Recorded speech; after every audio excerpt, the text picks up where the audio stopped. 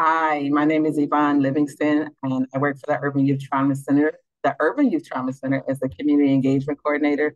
And today, I want to talk about research. One of the things that I learned while I was in college, and I went back to college in later years and beautiful 40s. So what happened though was I was able to take some information from my past and apply it while I was in college. And so I came out a little different because of the research and things that I learned while I was in college that happened to me personally. And so now I just started looking at research a little differently and seeing how I can apply it to my life. And Sungha here is her research is, man, this is some powerful stuff. And it's really personal for me. And I want her to introduce herself and tell us about, give us a generalization of what the research is, and then we're gonna have a really, really, really, really, really great discussion. Okay, take it over. Thank you, Yvonne. And I'm really grateful for the opportunity to chat with you about some of the work that I've been doing. My name is Sungha. I am a pre-doctoral intern at UIC Psychiatry and the Urban Youth Trauma Center.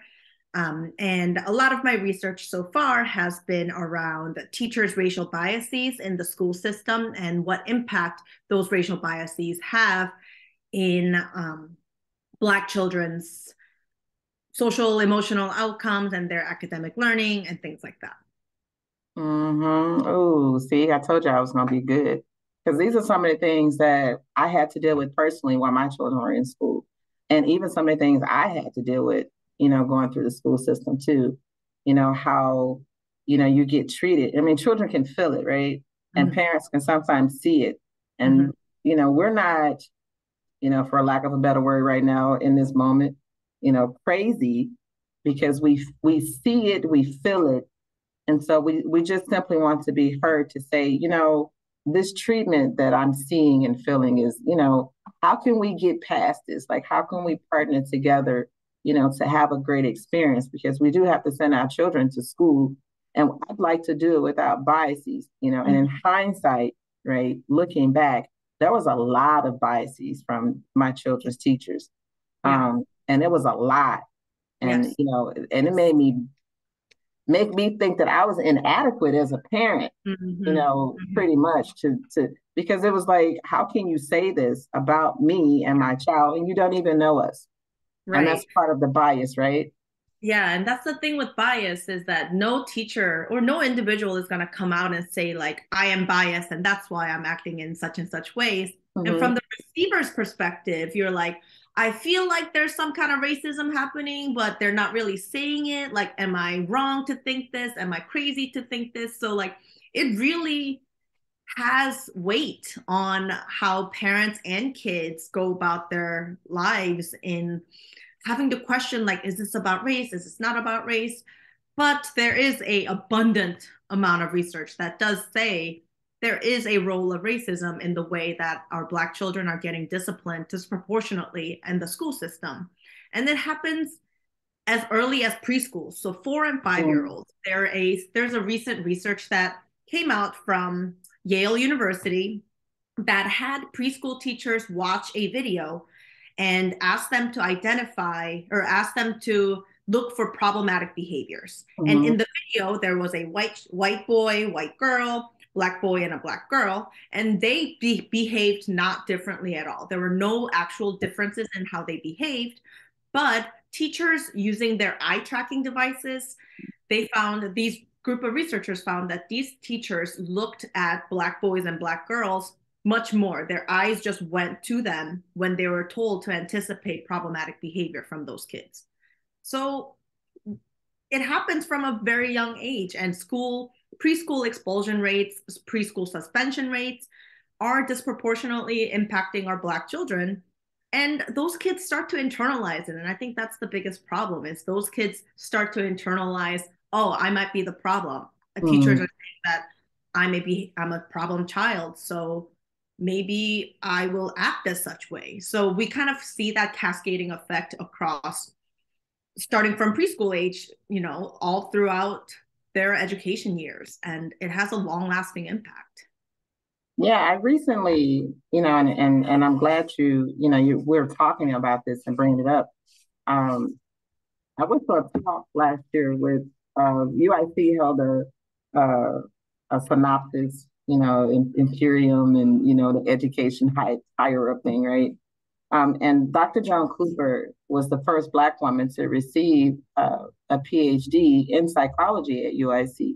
Mhm. And first off, I was shocked because I never heard of her previously. And being a psychology major, I should have known about her and her research, because that would have helped me. My children were still in school, um, in grade school and high school, while I was in college. And so, had I known about this information, because her research was on the same thing, biases, and she did hers in the 70s.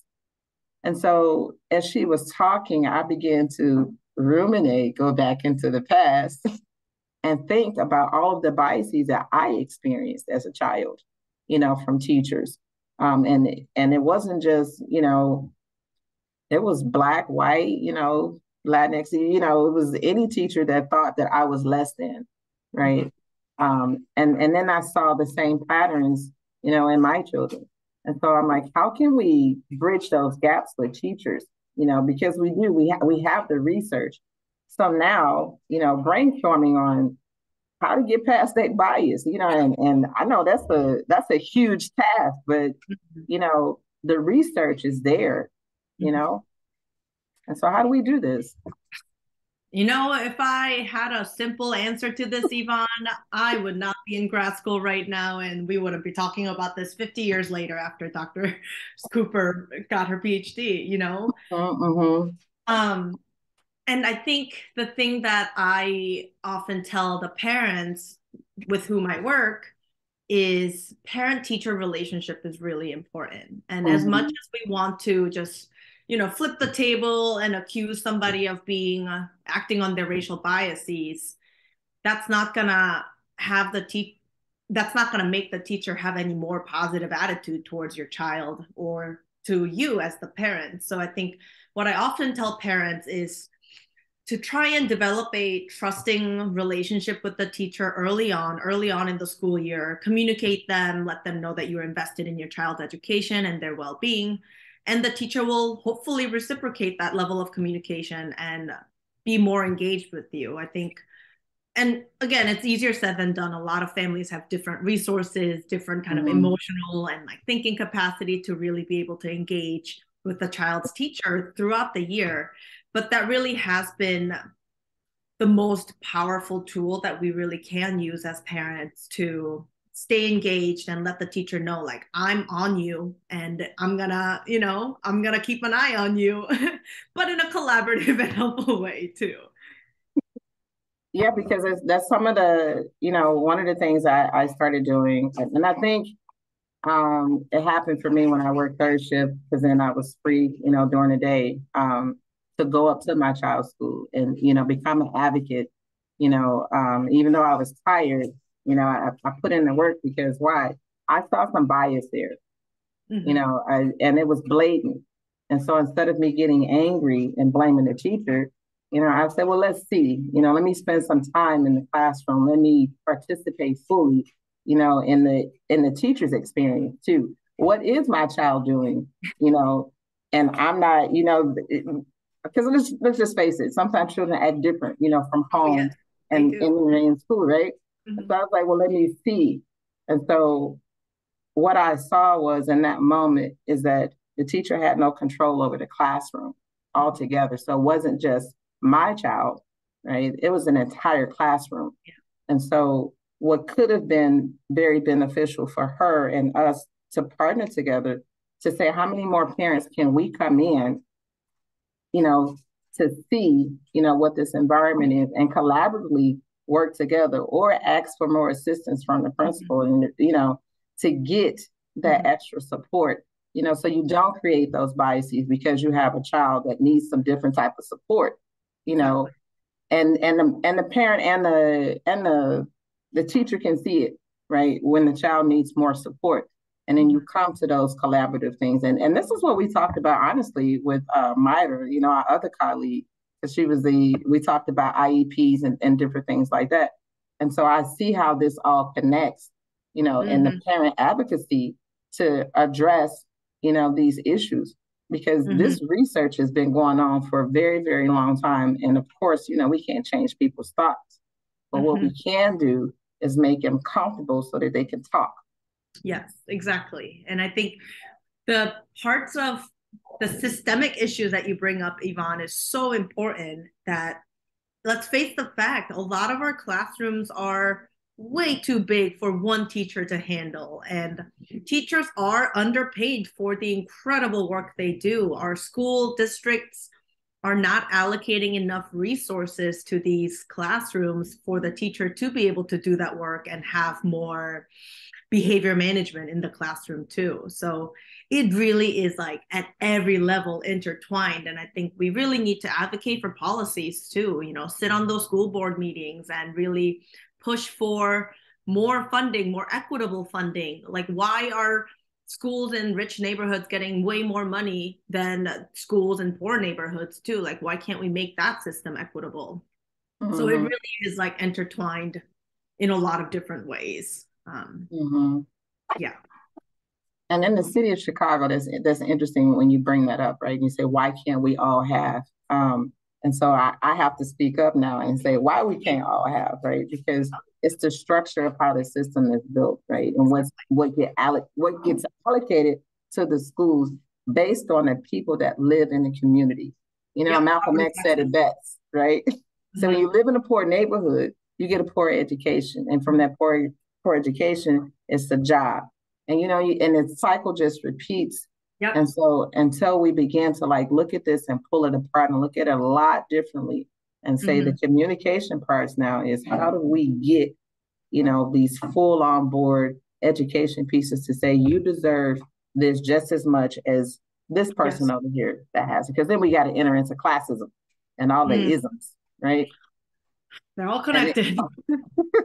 And when we hit class, right, it transforms over race to me, in my opinion, because then it really broadens out for a lot more people, other than what the research is saying. Because Dr. Cooper, in her research said that she focused on poverty too, and how the bias was on children that experience poverty, as if they want to, as if I want to, right? And so we don't look at these larger things that are at play, to make us feel a certain way about an individual person.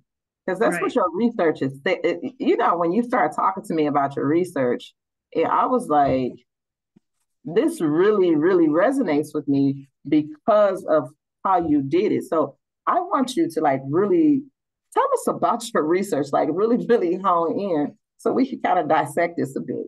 Yeah. So where my research comes from, so I am training to be a clinical psychologist, and how we diagnose or treat ADHD specifically is my domain of research, is because kids are having behavioral problems or attention problems in the classroom, and teachers make a lot of referral decisions and say hey, I think your kid might be struggling with attention. Why don't you go seek some services and see if there's anything that you can do for your kids so that they can focus better in the class. That referral decision actually happens disproportionately less for Black children. So what my research showed is that teachers are much more likely to attribute Black children's disruptive behaviors in the classroom as something that is deserving of punishment and discipline, rather than a behavioral or mental health concern that deserves diagnosis and treatment. So that discrepancy in how a teacher sees the same set of behaviors and says that's a behavior problem and that's a mental health concern, that creates further disparities in what kind of services this Black child is offered, both in school, in their education system, but also in the discipline system and also in their mental health care system. If the child, let's say we both know we work in the Urban Youth Trauma Center, And we know that traumatized children can act out as a function, as a product of the trauma. And if Mm-hmm. the teacher is interpreting the behavior problem as just as something that is deserving of punishment rather than something that comes from a place of pain and hurt and trauma, we like the kid is not going to be afforded the appropriate services. So how can we help our systems identify behaviors in a more racially equitable way, so that those disparities are not there, so that all of our kids get equal access to services and they're not punished and disciplined as much in the school system. Mm-hmm.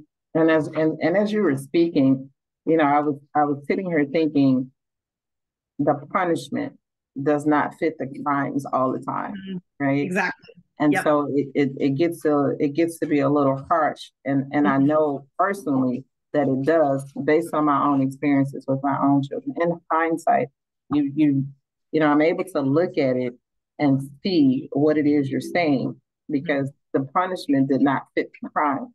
The Mhm. crime of my children live in poverty, the crime of sometimes I wasn't available, the Mhm. crime of sometimes I didn't have time to cook a hot meal, the Yeah. crime of It's a lack of becoming grace tough around that. spaces Yeah. exactly.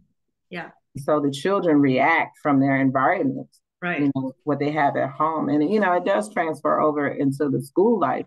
And Hmm. so parents and teachers and the child, when they come together, it's like, how do we come up with solutions? And instead of sometimes, not all, right? We have teachers that just want you to fix the problem when the Hmm. problem is more societal, Yes. you Yes. know, and those resources that the school has access to tell Hmm. people, Hmm. honestly, you don't really get it until you get into this position. Um, because I remember being in a position, my daughter was falling asleep in class, right? Hmm. And so then I had to admit that we were homeless. Okay. Hmm. And so that's when all of the resources start popping up, not and again, not to fault anybody, but you know, when you're a parent and you're struggling, you don't think about all of the acts that you can do because Yeah. Linda and I, Dr. Gibson and I were just talking and saying that, when we watch as a child, we watch our mothers and fathers, go through these triumphs of being resilient. I don't like the word, so I changed it into empowered, right? Mm. Because they had to go out every day to empower themselves to go into systems that didn't value and validate them as human beings, and so they brought that back home sometimes, in frustration and anger. And then Hmm. that's what we saw and that's what we acted out Hmm. ourselves. And so these patterns keep repeating until, somebody says, you know what, stop. Let's let's look at this in a different perspective. And Hmm. so in hindsight, that's what I started doing, looking at it in a different perspective because, there were other things that started happening in my life. Unfortunately, I have to look at disability that saved my life. Me getting sick not only saved my life, but saved my children Hmm. because I became I participated a little bit more in systems, just as you're saying it. And that's Hmm. when I saw it. Because when you're busy doing, work and you're in survival mode, Surviving. Yeah. right, you don't see the bias because you're in it. Hmm. And sometimes we can tell our children the wrong things to say. It's like, what did teacher say? Well, say this, in the moment to fix it. But sometimes children and teachers don't talk, the same language. Yeah, yeah. And I think that's exactly what we want to encourage our teachers and our school systems to be able to do is understand children and their behaviors as a product of their environment rather than Mm-hmm. something inherently wrong with them or something inherently that needs to be fixed with them too. Mm-hmm. How can we create a more supportive environment that is less punitive and more graceful, like you said, affording of more grace to children and family and the circumstances that they're in? Um, Mm-hmm. it's easier said than done, but we have hopefully a few more decades of our career to, really make an wedge at this issue. That I plan to do exactly what it is you're saying, but do it a little differently, as a mother in the room. And that's why I really love being at the Urban Youth Trauma Center and meeting individuals such as yourself that come through with all of this wonderful and powerful research to let us know that what we were thinking about, the systems is true. Mm-hmm. And we need that validation. Yeah. Children need that validation too. And Mm-hmm. and what I ended up having to do with, one of my sons, was to, validate him in such a way that it said, you know what, you're going through this, I'm going through something. And so let's both sit down at the table with the people that are saying that you are the problem. Mm. And I wouldn't start a meeting without him, you know, Yeah. just to show my solidarity with my son. Yeah. I'm here on his side kind of thing. Yeah. That's Yeah. wonderful, Yvonne. I think, and I've seen this in a few cases, not all the cases, but parents hear a bad report, like a bad phone call from the school, and start just going at the kid right away too. Like, what did you do? Like, why were you acting up? Why weren't you listening to the teacher? And sometimes a lot of parents do fail to like think about the context of like, well, could this teacher be only seeing the side of my child that they want to see and not really seeing the sides that's kind and compassionate and patient that I see too. So I think that's another takeaway for parents to think about is if you get those phone calls and you get those like accusations of your child being a bad, poorly behaviored or like problem behavior child, maybe think about the context and really do have that like group conversation with the child and the teacher and the parent and be like, okay, what are we seeing? What's the problem? What can we do Mm-hmm. together in a collaborative way? Mm-hmm. Exactly. And another thing popped up too is I cannot begin to tell you how necessary it is for the child to understand that they have support from the parent and not the type of support that says, I'm going to go up to the school and, curse a teacher out. But we're going to go up to the school and we're going to sit down and have a conversation. We're Mm-hmm. really going to sit down and begin to understand how we can all be on the same team, Yeah. Mm-hmm. because children are our future. I know it's kind of cliche to say, but it's the truth. Yeah, And absolutely. whatever we're feeding them and whatever we're giving them, they're going to give back to us, Mm-hmm. in some form or fashion. Yeah, and you're modeling like constructive problem solving together, like the child sees you having a constructive and productive conversation around a problem, and they're probably more likely to learn from that than watching a teacher get cursed out. I mean, and sometimes, right, in those moments of, dysregulation, you Hmm. know, Yeah. meaning you're upset and you're angry, Hmm. you know, and and to a parent, you know, when it gets to that point, you're really sitting there saying, like, why didn't you tell me this early? Like, Mm. why wait till, it get to this point where it's escalated and you say you can no longer deal with my child, and then there's suspension, there's detention, that's Hmm. expulsion, you know, before you get to those points, like really, put it in, because a child is, and I'm just going to be completely honest, because when my children acted like this, now I know in hindsight, I practiced a little bit, when I became disabled, was to give them a little bit more love and attention, pulling them to the side. I have 6 children. And so I had to start learning to give them one-on-one time and not everybody having group time, right? And just taking them out, just to build that bond so you Hmm. can know what your child will do and what your child won't do. You get I'm to just know them saying, better too. you Yeah. get to know them better. It's that one-on-one relationship that you're building. Hmm. Because Hmm. guess what? When one of my teachers said, your son cursed, I said, okay, I can believe that. Why? Because I cursed, right? Hmm. And so when you notice the behaviors that you do and your children do, accept it. That's all. Yeah, well, yeah, that's my fault, my bad, right? Yeah. We're gonna work on that. We're gonna fix that up a little bit. Right. But it Hmm. takes the teacher and the parent and the child to all acknowledge, right, that there's hope, and that everybody wants to sit at the table to, Yeah. iron this out a bit. Because the Hmm. one thing I don't want to see is 20 years later, honestly, Sangha, is that somebody else is doing the same thing. a bias from Yeah. teachers when it Mm-hmm. should not be, you know, Mm-hmm. because there are things in place. uh, and when you were talking and you start talking about the classroom size, because I don't remember having 35 kids, 35 children in the class with me. And if we did have a large class, there was a teacher's assistant. There was Mm-hmm. somebody else in the room. Mm-hmm. Because I look at a teacher like me. A teacher is a mother to 30 children all at the same time. And somebody gonna hit the nerve, right? Somebody is Exactly. gonna hit the nerve, and you be like, go outside, Yeah. right? But in Yeah. that moment, that's time for the teacher to move Mm-hmm. and go regulate themselves. Mm-hmm. Mm-hmm. But that has to be somebody else watching over the classroom while they See, go do that. see, Mm-hmm. and that's the conversation that Yeah. the support systems. How do we have them in place for everybody so those biases won't be that Mm-hmm. strong? Exactly. Yes. Yes. Because we're still gonna have them, but they won't be as strong as The everybody. impact. Yeah. See, low impact Mm-hmm. because it Mm-hmm. And is there impacting. Yeah. Right.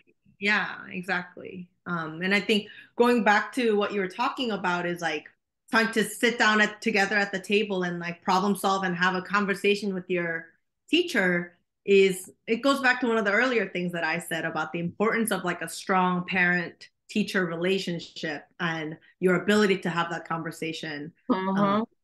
and kind of find a common ground and problem solve together. I think that really is like something that you expressed was something that was powerful and something that we really try to encourage too. Yeah, because I can't stress enough, and I'm glad that I met you, honestly, because in my head when I first saw you, I was like, what is she gonna do? Like, what is her take? And when I found out what you do in your research and how you're doing it, you know, and you yourself are like me, right? We're not white. Unless Mhm. you claiming that. Are you claiming I that? do not claim to be white. Checking, because there is some in my background, but when minorities come together and to see each other's plight, Mm-hmm. right? And we talk about it and we have these really tough discussions in order to heal, you know, the way society has really said that this is how our children should be and this is how, we Mm-hmm. can't do any better than this. Yeah. And that's a problem for me. And Mm-hmm. I find solutions because you presented me with a problem that I think can be fixed if everybody challenges themselves to be different. Yes, yes. And speaking truth to power and challenging those assumptions and norms again and again. Absolutely. Yeah. And that's the position that teachers are in, Mm-hmm. to challenge these systems because the prison to pipeline system, we've been trying to interrupt it for a long, long time now. Yeah. Yeah. And it's still impacting our kids every day. Every generation of kids are getting impacted by being overpunished, pushed out of schools, and ending up in the juvenile justice system or the criminal justice system. It really is. It starts early, and I think it is our moral obligation to do something about it from a younger age. And teachers play a part of that role, Yes. right? Because then they can say, well, yeah, this child is having, an issue or two here. However, it is because of this and this and this and this. And we're trying to wrap this child in love. As a matter Mm-hmm. of fact, we're trying to wrap the whole family in love so that everybody can, experience a different way of life other than what they've been given. Yeah. More punishment is not the answer. Mm-hmm. It's like I can beat you to death and make you act better. You can't beat a dead horse. You definitely can't lead a dead horse to water. Oh, It's okay. it's some of the proverbs that go around in our community, right? You can lead a horse to water, but you can't make them drink. You can't beat a dead horse to make them get up and move and do anything. However, what you can do is talk to another human being like a human being, as you Mm-hmm. want to be spoken to, Mm-hmm. to challenge the biases. Because let me tell you, I have to challenge biases every day. I Yeah, do. we live in it. We live in it every single day. Yeah. You Every do. space that we occupy, every person that we interact with, it's there. Yeah. Mm-hmm. And I challenge my biases with love. How would I want to be treated in this moment? Would I talk to myself this way? Would I look at myself this way? Would I do this? Would I do this? Sometimes, you punish yourself, right? But is it excessive? Because sometimes when we want to punish people, you make it excessive because they're going to learn today, right? You need to get this punishment. And that's honestly, in hindsight, that's what I had to learn that I was doing. I was over punishing my children. Mm. And that's a bias, right? I did it because somebody else did it to me. Right? And you looking at that and saying, well, it worked for you, it should work for someone else. That's a Right. bias. Yeah. And there are no other tools given most of the time, but you are able to find those tools from love and from compassion and from patience too. Mm. That's And what pushback from your children. what is wrong with you? and, Right. and that's what they need. That's what we need to as parents in that moment to have a child be like, you know what, are you okay? Do you need a break? Do you need to go sit down? Do you want me to run you some bath water? Can I get you a sandwich? It's a relationship thing. Yeah. To disrupt biases, because, my children asked me not too long ago, they say, which one is your favorite? And they try and catch me up, because I spend a lot of time with my oldest daughter. They say, which one is your favorite? And I said, none of y'all are my favorite. I don't like none of you. I love you, but I got to draw the line somewhere, right? It's got to be a distinction to say, I don't always agree with everything that you do or say, but I am still part of your team, especially when I see you doing things, in a positive way, right? That's not going to hurt you or nobody else. I can support that, right? And Yeah. so learning, my children help me to do a lot of stuff these days. You And grow together. I'm a child. And I think that's a beautiful thing too of now having adult children and being in this type of environment and space is that I get to be this way. I get to be a child to my children. And like you have one job, and told to my daughter, you have one job. How come you can't keep mama straight? She said, well, she does what she needs to do in order to live her life. Exactly. And that's how we want to train children to be able to guide and say what's more productive for them and listen and not form our own biases with our own children because that happens too. Yeah, that there's no clear right or wrong. It's not black and white. Everybody's figuring it out. And, you are older, and you're there to protect your kids, especially when they're younger. But I think this mindset of you're growing with your kids is something that can be really powerful. And thank you for saying that. And then on that note, I think next time we can kind of expand this out a bit and focus on the racial biases that happen in inner city communities and the structures of what we can do to kind of disrupt that and maybe try a policy program. I'm going to say some things and really begin to shape a narrative that, you could be the lead of. You're not going nowhere after you graduate here, are you? I'm not going nowhere. Yes, I'm here. All right. Cool. Keep bugging you, Yvonne. I love it. So thank you so much, Sungha, for doing this parenting talk because it's very much needed. Yeah, I really appreciated having a chance to talk to you, but also like hearing your stories and your perspectives is always so powerful to me. So I really appreciate it, Yvonne. And you were the first one, and besides Dr. Swears, because she's been my biggest cheerleader since I've come on.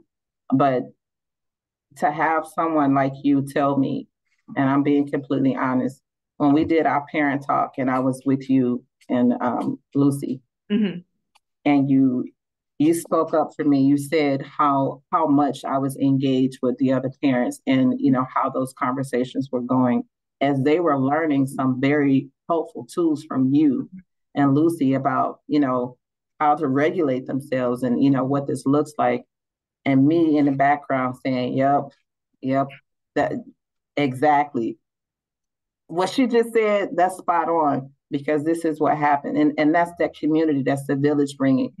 And we learn from each other. The knowledge is shared and passed. Yeah. And I love that you said that because they gave me some confidence to do it even more.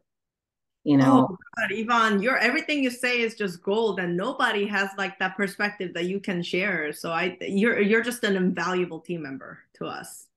I'm so grateful to have met you and to learn from you. And since you say you're not going nowhere, me either. We're here. We're out here to change the world together. At least the city of Chicago. Let's do that. Let's do it. Okay, cool, cool, cool. All right, y'all. So this has been the Urban Youth Trauma Center's Parent Talk. There will be more to come. As you just heard, she agreed to do a part two with me. So y'all stay tuned. And Yes. thank you again. And look on our website for useful information at the Urban Youth Trauma Center. Thank you so much, Sungha, and I'll see you later.